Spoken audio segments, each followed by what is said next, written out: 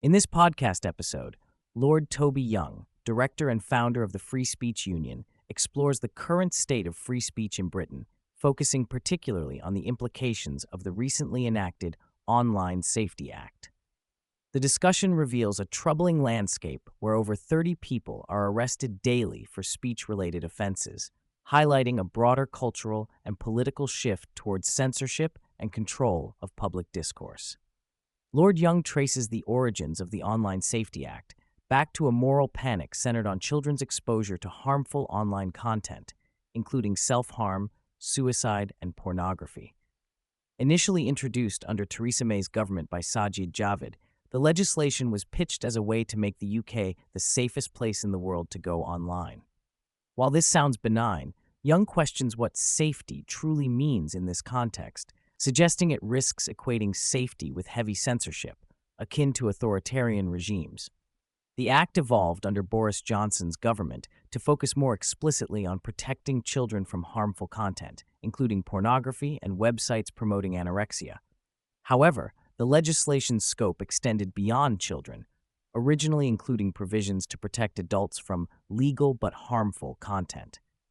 This phrase, though never explicitly appearing in the bill, was a dangerous concept that the Free Speech Union and other advocates successfully pushed to remove. The concern was that it created a gray area where legal speech could still be censored, undermining a fundamental principle of English common law, that unless something is explicitly prohibited, it is permitted. Despite this partial victory, the Act still imposes onerous obligations on online platforms, including hefty fines, up to 10% of global turnover or £18 million, and even the possibility of jail time for executives who fail to comply. This has led to widespread over-removal of content as companies err on the side of caution to avoid penalties. Examples include age-gating innocuous content such as historical speeches, political commentary, and footage of protests, raising questions about democratic access, especially as the voting age may soon be lowered to 16. The Online Safety Act includes supposed free speech guardrails, requiring platforms to consider free speech when moderating content. However, Young explains that these duties are legally weak and easily overridden by other obligations. Additional safeguards for Category 1 providers, major platforms designated by the government, are stalled due to legal challenges, notably from Wikipedia, which fears that compliance would force disclosure of anonymous editors' identities, threatening privacy and potentially leading to geo-blocking in the UK. This delay means that the most significant protections for democratic and journalistic content have yet to take effect, contributing to the ongoing over-censorship. The Act's complexity and opacity further exacerbate the problem, leaving platform executives overwhelmed and incentivized to remove content preemptively. A critical concern raised by Young is the erosion of online anonymity through mandatory age verification. While protecting children from harmful content is a noble goal, requiring users to prove they are over 18 risks exposing vulnerable individuals, such as political dissidents, refugees, and apostates, to danger. The security of age verification services is questionable, and data breaches, even by highly secure institutions like the Ministry of Defense, highlight the risks involved. Young also challenges the simplistic narrative linking online content directly to self-harm or violent behavior, arguing that such explanations are psychologically naive and serve as a convenient scapegoat for deeper societal issues.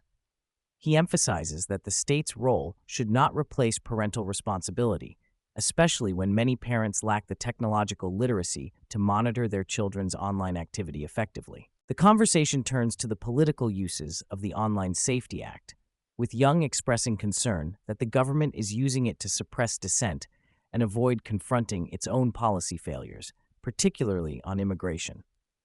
He suggests that senior politicians like Keir Starmer and Peter Kyle believe the act does not go far enough and seek to expand censorship powers, especially against content critical of immigration policies. Young highlights the government's apparent surprise at platform suppression of anti-immigration content, which aligns with their desire to control narratives around social unrest and protests. He argues that the authorities prefer to blame bad actors on social media rather than acknowledge the public's legitimate grievances about mass immigration and multiculturalism, which have eroded trust in institutions. This avoidance leads to a willed naivety, where the government refuses to engage in open debate, instead resorting to censorship and demonization of critics. Young points to the example of Peter Kyle's inflammatory claim that Nigel Farage's opposition to the Online Safety Act aligns him with predators like Jimmy Savile, a tactic Young dismisses as a desperate political blunder that undermines serious discourse. Beyond the Online Safety Act, Young discusses a wider cultural transformation in Britain, where traditional values of tolerance have given way to demands for respect, often enforced through legal and social pressure. He contrasts the UK's historic religious tolerance with current efforts to impose blasphemy codes, particularly around Islam, and the rise of compelled speech regarding gender identity. This shift threatens free speech by criminalizing humor, satire, and banter, which have long been vital to British cultural life.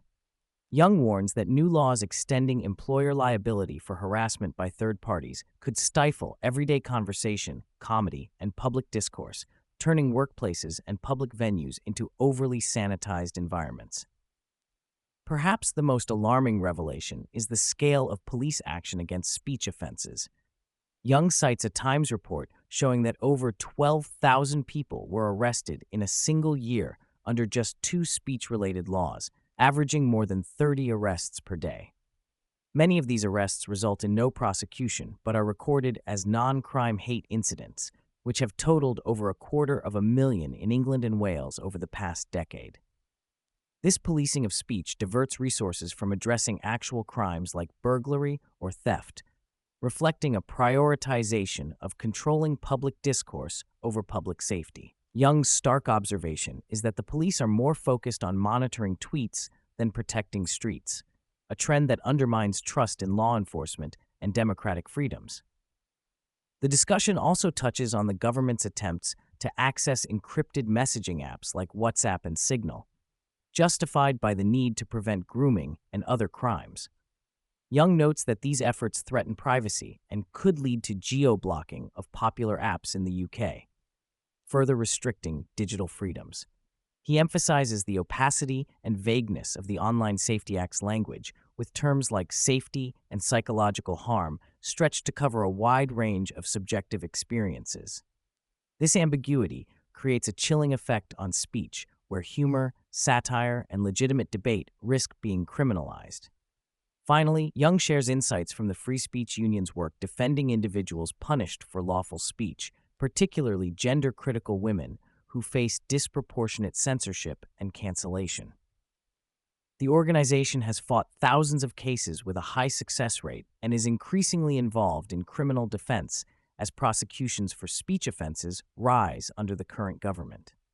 Since Labour's rise to power, the Free Speech Union has doubled its membership and now handles dozens of new cases weekly, reflecting a growing climate of fear and repression around free expression.